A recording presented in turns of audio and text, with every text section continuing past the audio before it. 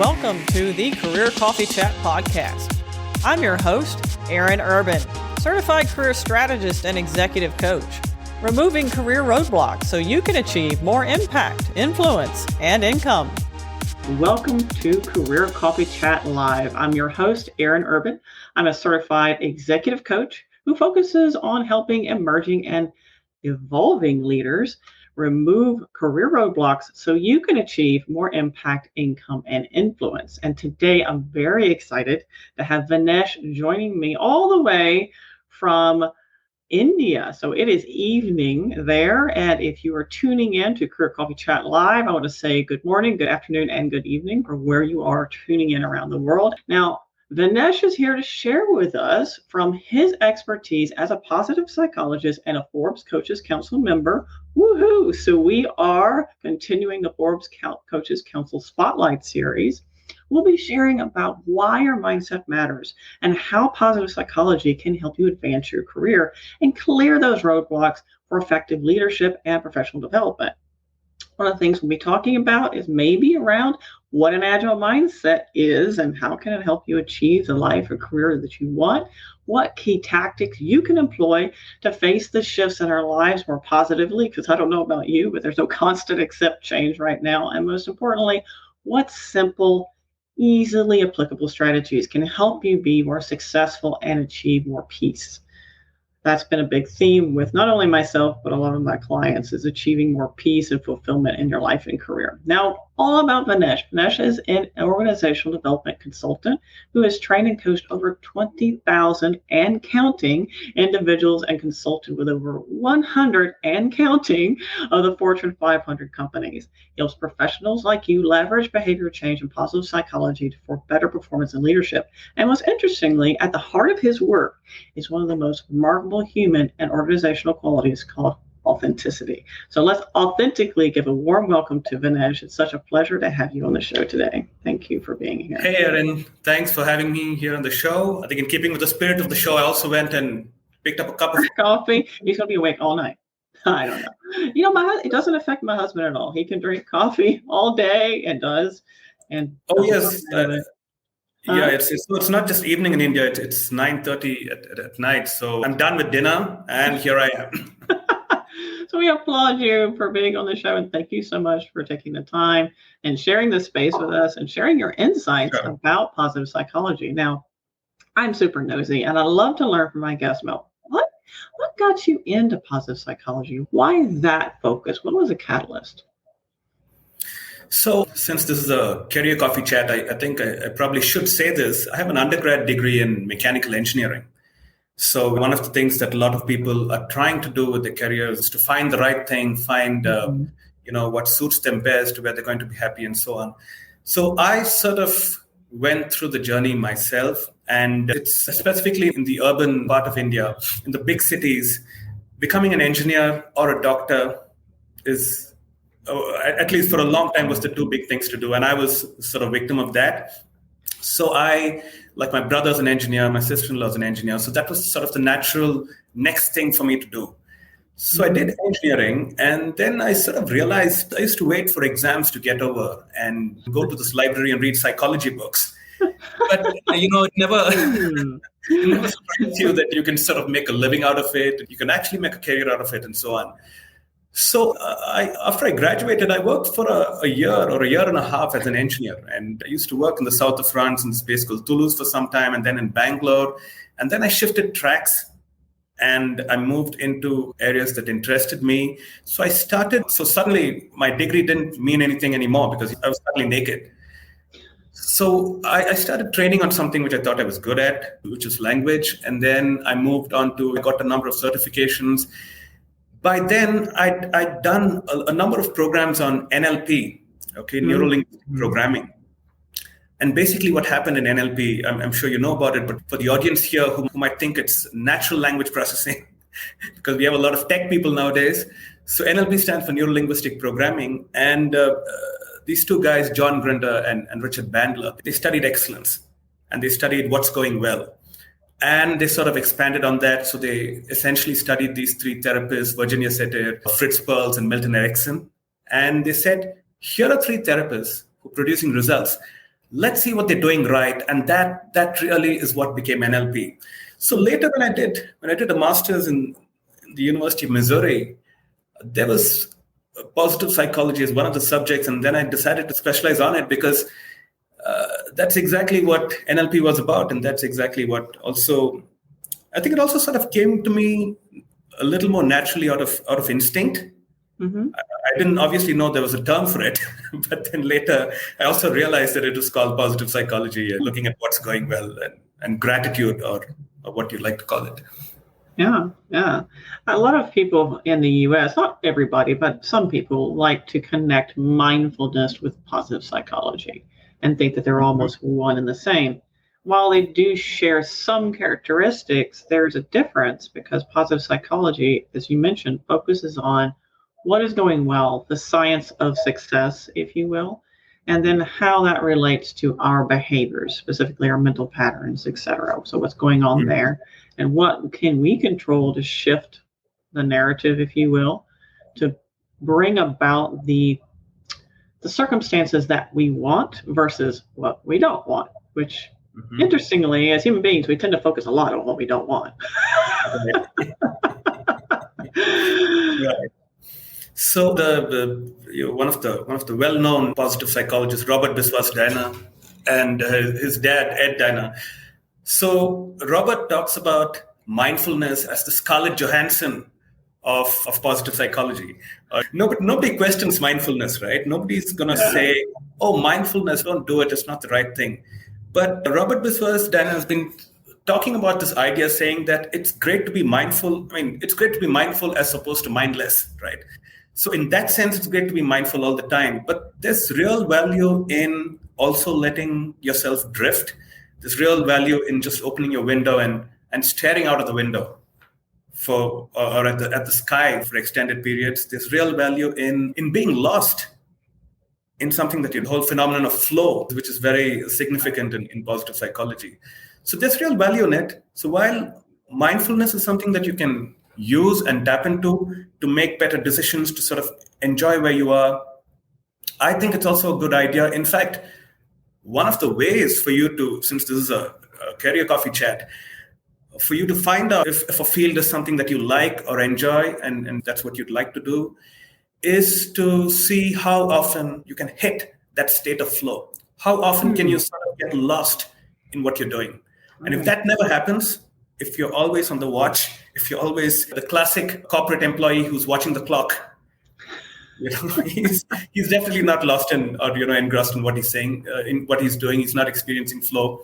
Mm-hmm. So I think it's a good way to look at it is to look at mindfulness as well as flow, as well as XYZ as different tools, and pick out and use the ones that work for you. Mm-hmm. And I think that's what I think about what you just said. Yeah, well, thank you for sharing that, because there is a distinction. It's important to understand that. And then I don't think people understand what the benefits are to positive psychology. Like, why should I even care? It's a lot of people, I do this mindfulness, I do yoga, or I do meditation, or I have a gratitude practice. Well, those are great tools. What does positive psychology have to do with a better results in your career, etc.? What are your thoughts? Well, so I must say this. Once I was on the Strip, and I had a layover at Amsterdam at Schiphol Airport, and the guy at immigration, he was checking me, and he said, "What do you do?" And I told him what I do, and he said, "So, is there something called negative psychology?" And that's right. There is something called negative psychology. And the reason I'm saying this is, so negative psychology is studying things like stress, studying the negative emotions, studying breakdown, studying depression, and so on.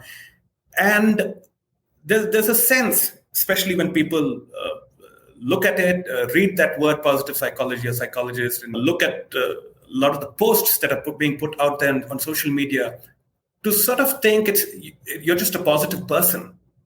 In fact, what positive psychology is doing is studying what's going well. Okay.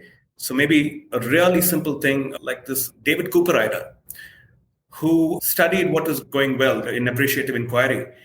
And he looked at one hotel which is doing everything well, and he looked at another hotel and he sort of brought the best practices from one place to the other. So that's positive psychology, right? Yeah. So I think why it's important, why it's significant is all too often we get carried away by what's not going well and what's wrong.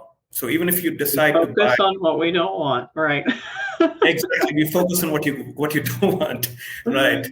So even if you want to go on Amazon and buy a mobile phone, a watch, a book, whatever, so you're going to go to the reviews, and a very highly rated product, the reviews are like 4.5, but you still want to go and read those. You want to look at those one stars.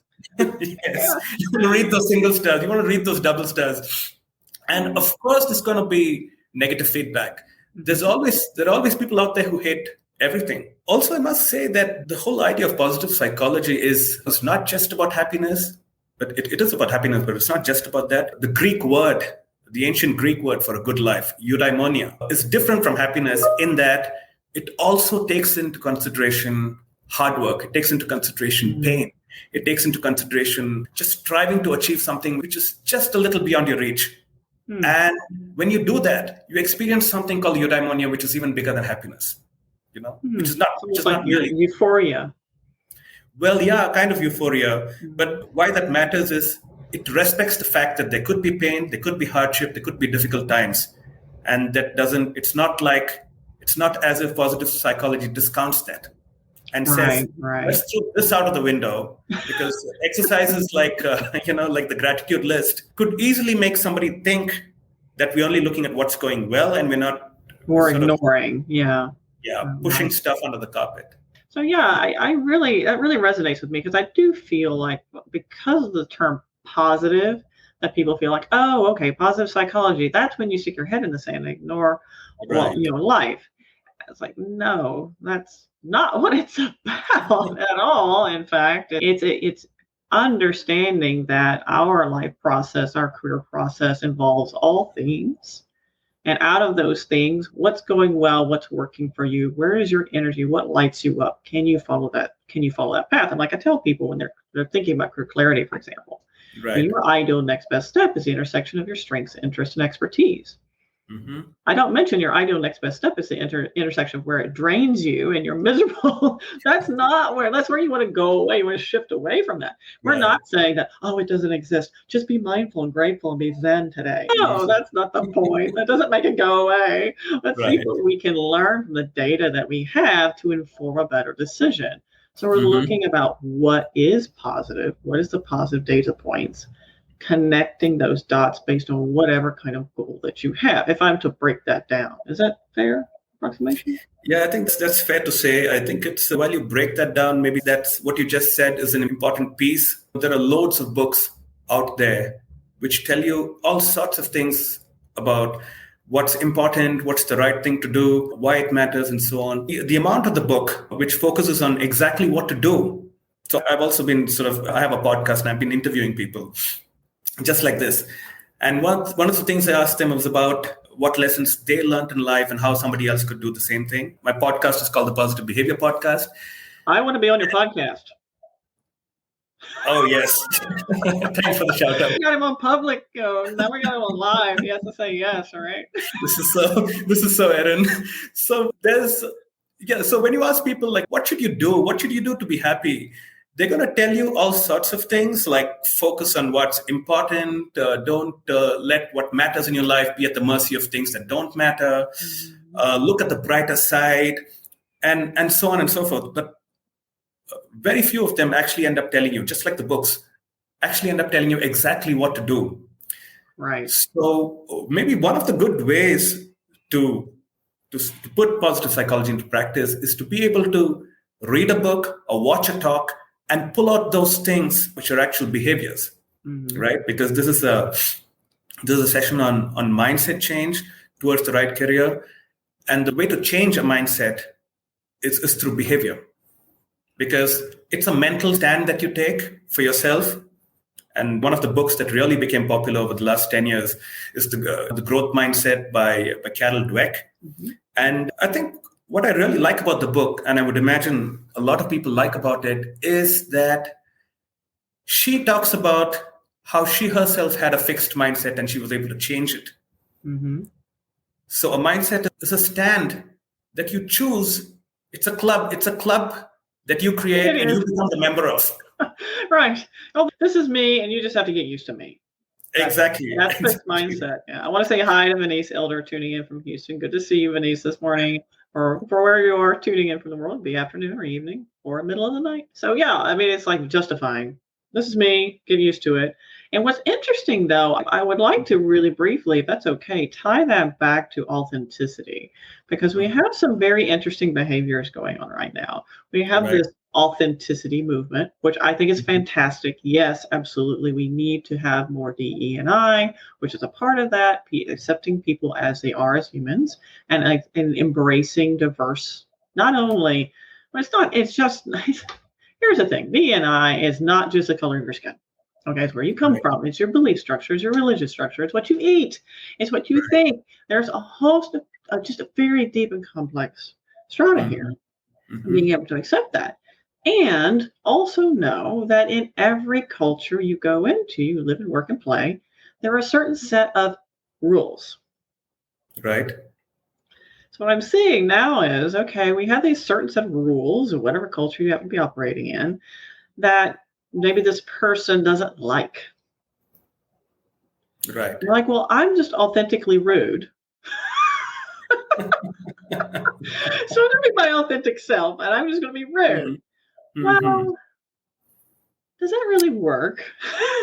No, I don't think so. Yes. Now that you brought that up, let me just say a couple of things about that. Yes. So just to sort out the D&I part of it, I'm not the D&I expert, but I keep telling organizations, and I've also been invited a couple of times to be on a Women's Day panel or on a panel discussion, but this happened to come onto the table for discussion.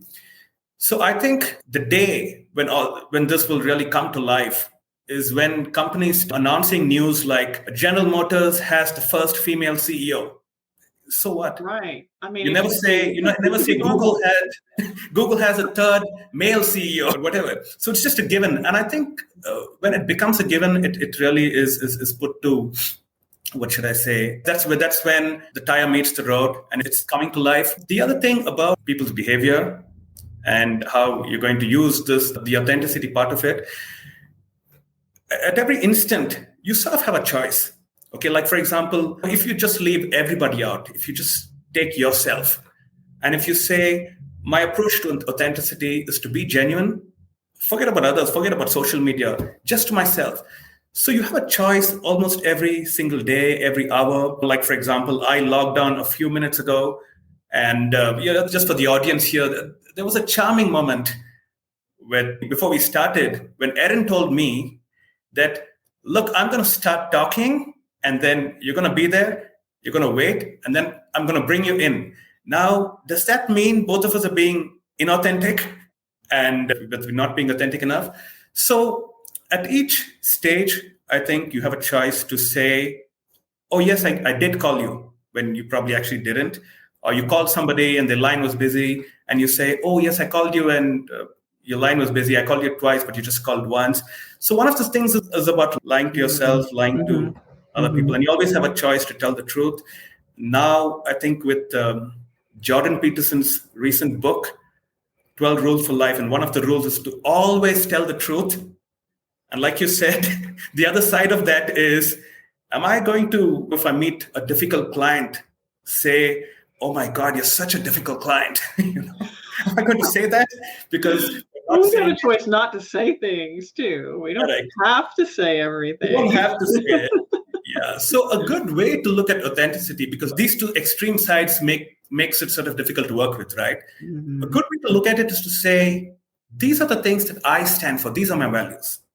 Okay. Forget about what Jordan Peterson says. My value is being honest. My value is I will do work that aligns with what I stand for. My values are I'm going to always be there for the people who are close to me, and so on. So I'm just making up these random things.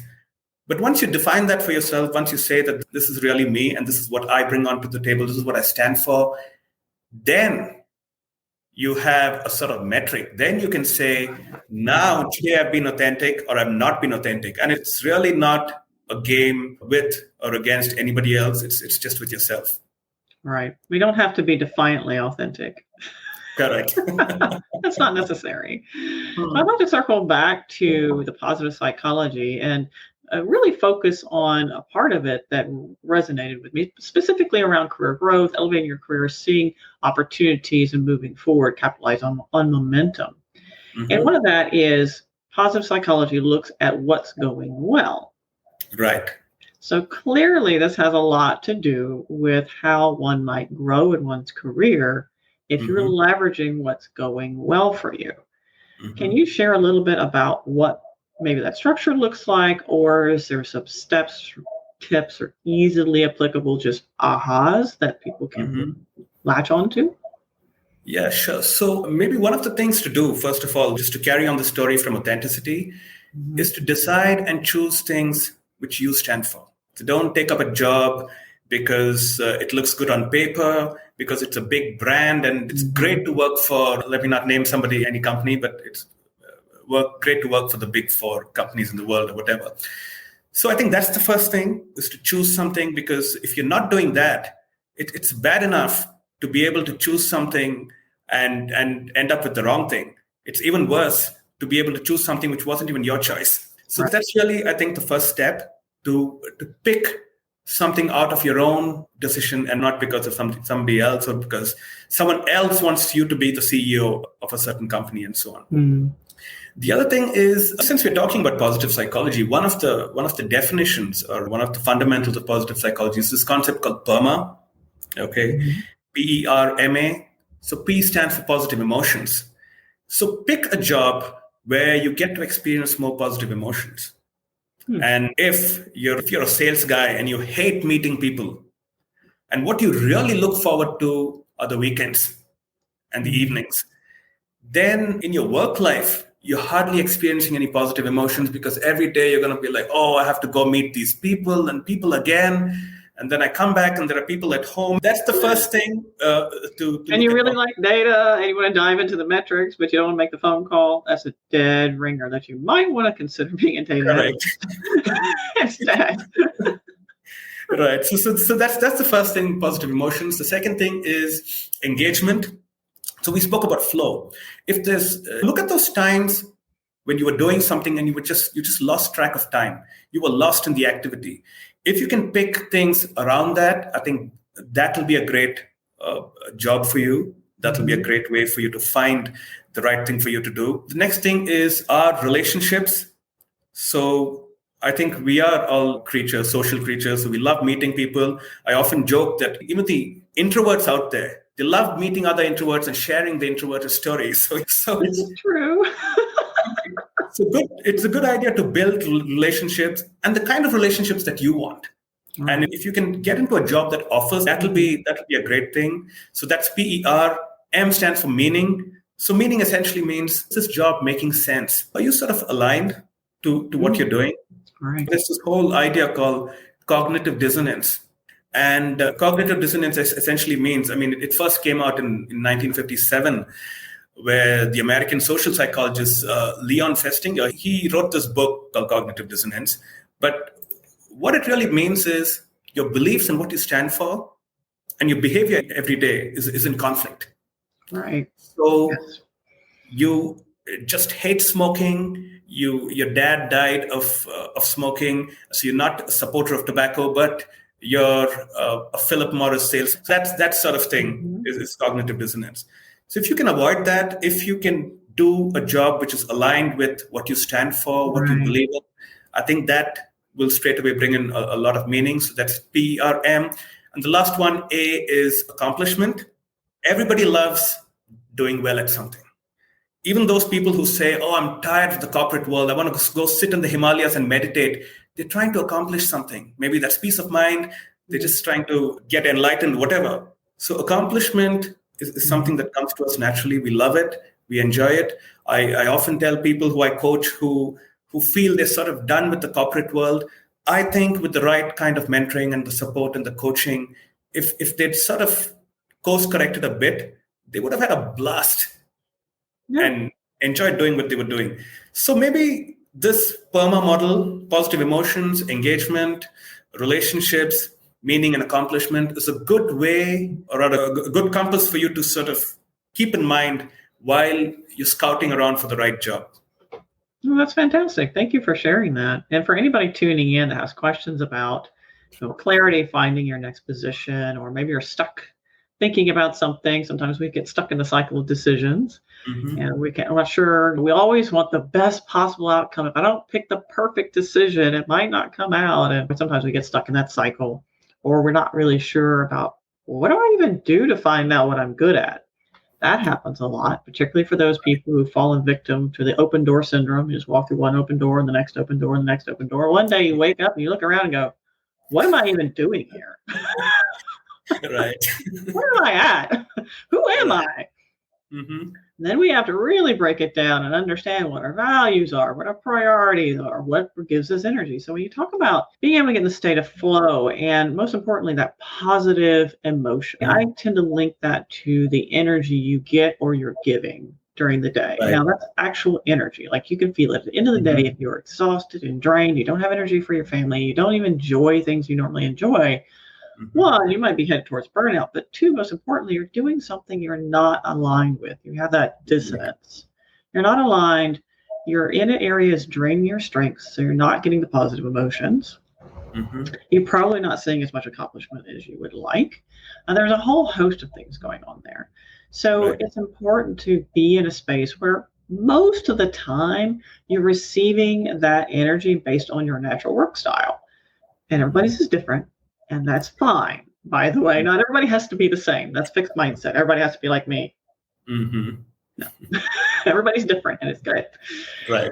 Yeah, and finding that space where you can show up more authentically, more aligned, with more energy, and at the end of the day, at least, if not striking a neutral balance, at least be ideally in the net positive. You're coming or logging off. The day we're remote work now. We're not just going home. We're logging off, whatever that is for some of you. Stop working late.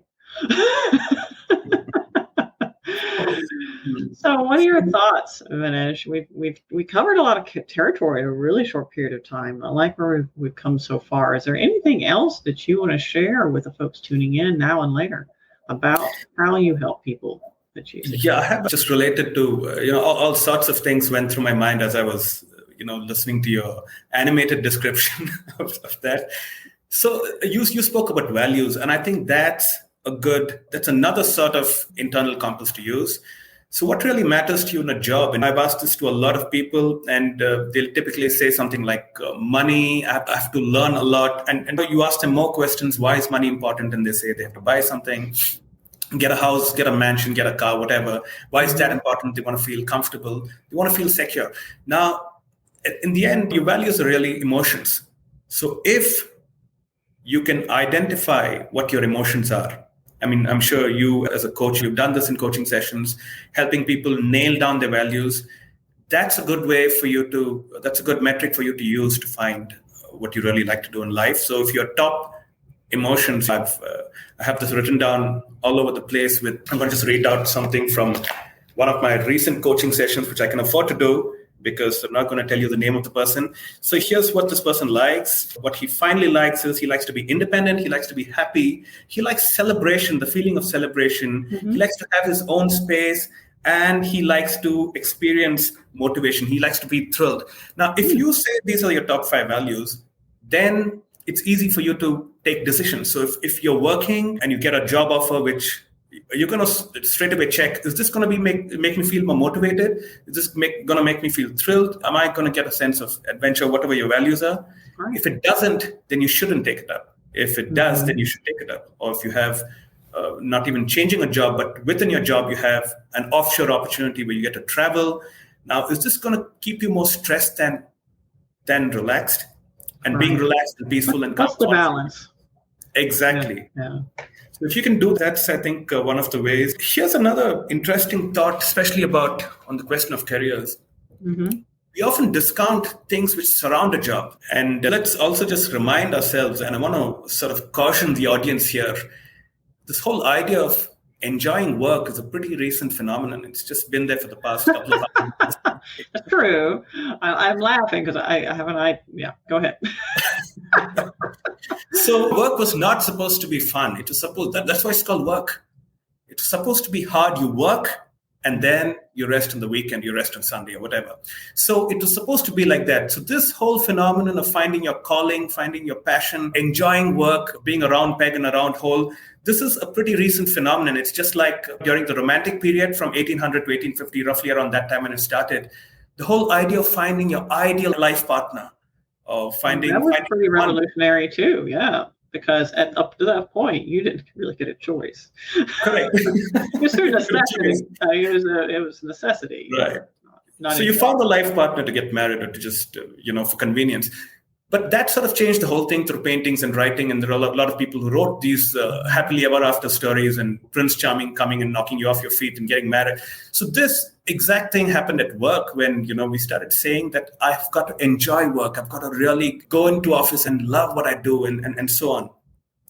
So take this with a pinch of salt and do look at other things which surround the jobs. You might be an IT an IT programmer, but maybe what you really hate is traveling. So I live in a big city called Bangalore.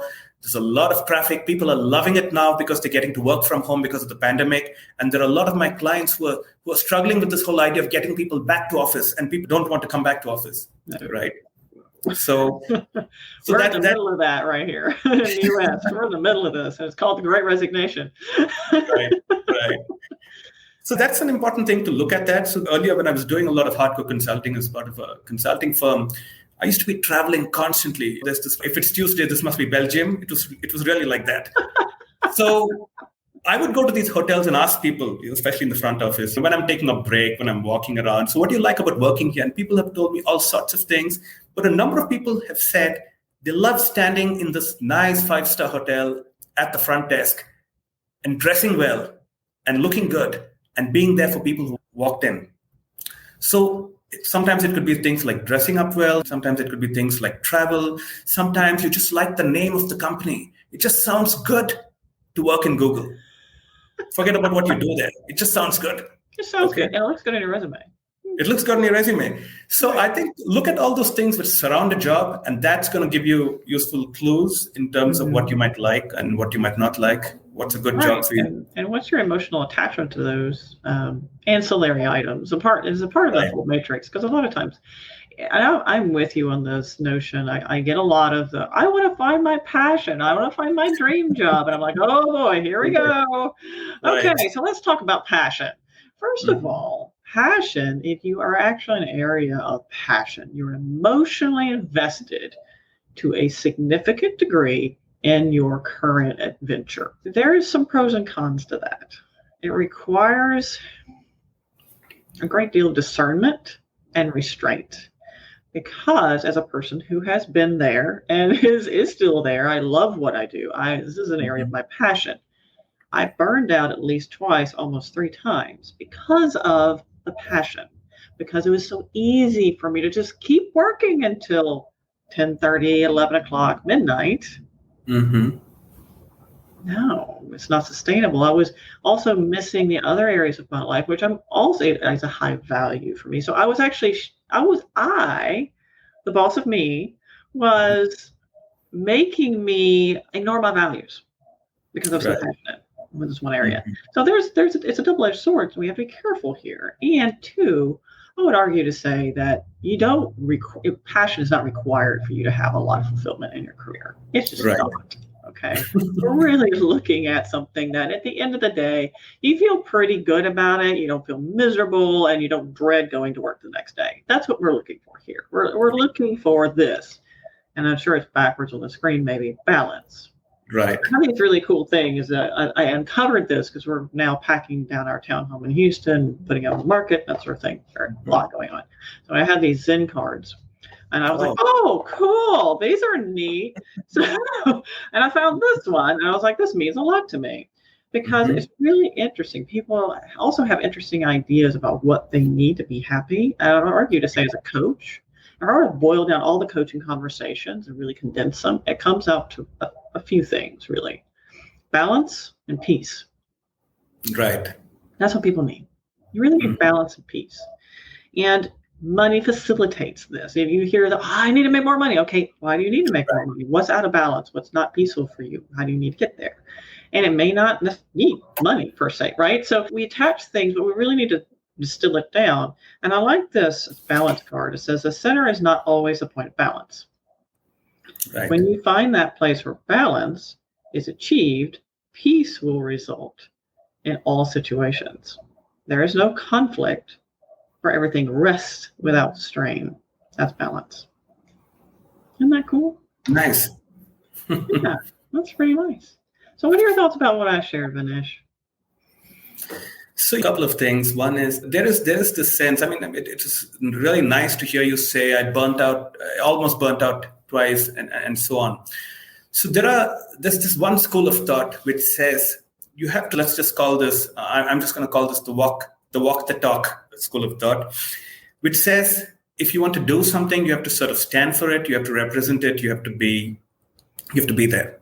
So if you're going to be a lifestyle coach, so you better have an amazing lifestyle yourself. If you're going to be a relationship coach, then you better be in a good relationship, and that's that sort of thing. Mm-hmm. The other side, maybe I should just call this impacting people's lives or just making a difference, the making a difference approach. So it doesn't matter if you're a relationship coach and you're having a bad relationship or going through your third divorce or whatever. If you can provide value and make a difference in somebody else's life, I think that's good enough. So some years ago, I gave a talk to a group of doctors for this, actually happens to be an American drug company. And it's a pediatric drug. So there were pediatricians and there were gynecologists as well in the room. So one of the raging debates was there were women gynecologists who were saying a man who's a gynecologist would never know what it's like to have a child. And he can say all sorts of things about when the pain's going to start and what's going to happen, but it's just no, he doesn't have experience. So it's experiential. Exactly, it's experiential. So these people were really coming from the walk the talk school of thought that I mentioned. Because then a lot of the men out there who were gynecologists said, so you're saying if you have to be an oncologist, you have to have first had cancer and then recovered, and only then you can be an oncologist. So there are these two sides. And I think balance in terms of a career is to pick something. It's great to pick something that you stand for and that you represent effortlessly. And I think that's a good place to be. In the absence of that, it's also good enough if you can do something and make a difference to your organization, to your team, contribute. While it gives you the luxury and the money and whatever else it offers, sometimes it's just the flexibility of staying in another country because you've got a job there. As long as it does that, I think that's good enough. I think that's a good way to look at balance in my view. Right. That's a great insight. Really, thank you for sharing that. And also thank you for your other wisdom, your points, your insights. I like the steps that you provided. PERMA is what it was, PERMA. Mm-hmm. Yeah, so that was very insightful. And for those of you tuning in later to either the live show or the podcast, feel free to reach out to either one of us if you have questions. We're here to help. That's what we exist for, after all, is to make a positive impact on your life. Right. So, yeah, whether we walk the talk or whether we're just knowledgeable, I think their knowledge has such a huge value. And maybe I'm just saying that because I'm a nerd and I like to learn things. Mm-hmm. However, I feel that knowledge is very helpful too. So you don't necessarily have to have, had escalated a situation at work of a specific variety in order to coach somebody through it, in other words, right? So if that makes sense. So the knowledge helps tremendously. So we're your knowledge guys and coaches, so reach out to us. And it's a deep pleasure to see all of you that's tuning in today. And it's a deep pleasure to have you on the show, Vinesh. I'm just really happy to have you here. So thank you for sharing your evening with us and your coffee. And he's not going to sleep for the rest of the night. It's all our fault. But Thanks, Erin. Thanks for having me over. So do you have any other questions before we wrap up?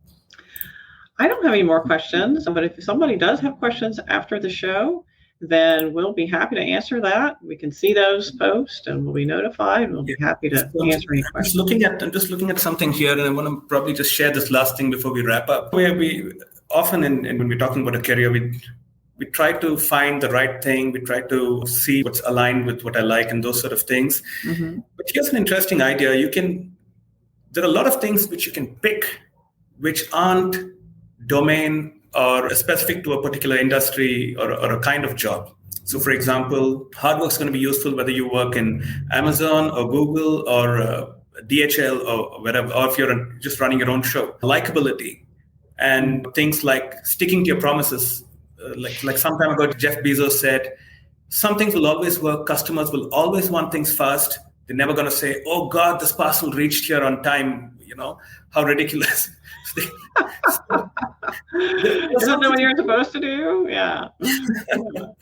So some things which just work universally. So if you have to pick something to work on, if you're still uncertain what's the right job for you, what's a good career option, pick things like being able to work hard, pick things like being able to deliver or stick to your promises, getting along with people who aren't like you, pick things like likability, because those are qualities, if you build, you'd be able to sort of breeze through a lot of career options, and the great allied or behavioral skills which lead to a satisfying and fulfilling career. Yeah. Right. You touched on something, and it's definitely a really good note to wrap up our show today. I study success as well because that's what I do. I'm a career advancement coach. That's what I do. So in order to do that well, I study success. And really, if you want to boil down the most effective success strategies in the U.S. particularly, it really is around interpersonal relationships and how you handle it, and EQ or EI, and emotional intelligence. So it doesn't necessarily have to do with you being perfect at what you do. Mm-hmm. It doesn't necessarily have to do with you volunteering for everything and not saying no. It doesn't necessarily have anything to do with you being an overachiever. It doesn't have anything to do with how awesome you are at the technical nuances of your job. It has a lot more to do with those interpersonal, relationship, EI capabilities. Now, I'm not saying that we should ignore our skills and abilities. And again, in all things, it's like language proficiency. So if you can speak well, if you have great language proficiency, you can be a technical expert. You can work in a bank. It's going to help you in a number of areas. So. Mm-hmm. Mm-hmm. So we have a very interesting comment here before we wrap up the show. He says, "What do you think of this concept?" Oh, yeah, about Ikigai? Yeah, Ikigai. So here's what I think. I think Ikigai became a bit of a buzzword some time ago. And one of the things, I can tell you what I think about it. One of the things I like about it is it's looked at different dimensions and said, like, if these two overlap, that's your passion. If these two overlap, that's your profession. That's a good thing to find. And so, but the challenge I noticed with a lot of people is that real life doesn't necessarily play out like that. Right. And you can't say, I'm going to take my passion and I'm going to overlap it with my dreams, and that becomes so that those Venn diagrams are a rather simplistic way of reducing the issue. I think Ikigai is great. The main thing is for you to be able to take it and customize it to your life and your life situation and the stage of your career you're in and what you really like to do and those sort of things. Yeah, I prefer, instead of Ikigai, is a unsexy, boring list. And that list has two categories. And one category is the tasks and situations that you get energy from, that excite you to get energy from. And the other list is those tasks and situations that drain you. You don't look forward to them, you hate them, they're just list, and let that inform your decisions. Because when that open door shows up, instead of just walking through it, you can say, okay, now is this opportunity more largely in the drainer section or the energy giver section? That will just, and it's not sexy, it's just a list, and it's super helpful. Right. And we don't have to do an Ikigai or a Venn diagram or a data analysis, and we don't even have to, shockingly, take a work style analysis. Yeah, that's good. That just reminds me, Erin, this is something that I've urged a lot of people in B schools to do, as well as people who are wondering what to do next, early career professionals. It's what I call the interview, where you go talk to at least 10 people who are doing the kind of job that you'd like to get into. Yes. There were a lot of these things which I think Barack Obama was in many of them, where they interviewed him and said, what's it like being the president? What's it like in the White House? Do they wake you up in the middle of the night? Do you have to come out in your pajamas? And do you have to, so people seem to know what it's like to live in the White House and they seem to know much more about what it's like to be the president than what it's like to do their next jobs, right? So it's a great idea for you to go talk to people, reach out to people on LinkedIn, reach out to people online, interview them, take them out for dinner and ask them, what do you do at work? What happens from morning till evening? When do you lose sleep at work? What's a dry day like? What's a tough day like? What do you really enjoy about doing it? Because we often get to see just the highlights and we think that's the whole field. You look at somebody and you say, oh, wow, what an actor. I see him on screen and I want to become a Hollywood star. But you discount. It's hard. Right. You discount waking up at 4 in the morning to get a sunrise shot or something like that. You discount the millions of auditions and the millions of rejections. And I mean, I forget how many times Jim Carrey was rejected before he became a Hollywood star. So I mean, it's just like, yeah, you don't see that side of it. We call those. You haven't worked with any Hollywood star. That was just an example. But the point is that it's great to talk to people who are doing the job to get an inside view of what it's like before you actually sign up for it. That's fantastic. Yeah. That's a great way to wrap up the show. Thank you again, Vinesh. Thank you all for tuning in. It's been a deep pleasure having you on the show. It's been a deep pleasure here being present with all of you. And until next time, my friends, keep elevating. Thank you for tuning in on the Career Coffee Chat podcast. It's been a pleasure. Feel free to reach out to me. My email is coacheurban@gmail.com or tweet at coacheurban, Instagram coach.eurban, or reach out to my Facebook group, Elevate Your Career. So I'd love to learn more about you, hear your insights, and what questions you have. You can find out more about me at coacheurban.com. And don't forget, please do reach out on LinkedIn. You can find me at Aaron Urban. Until next time, cheers. Here's to caffeinating your career.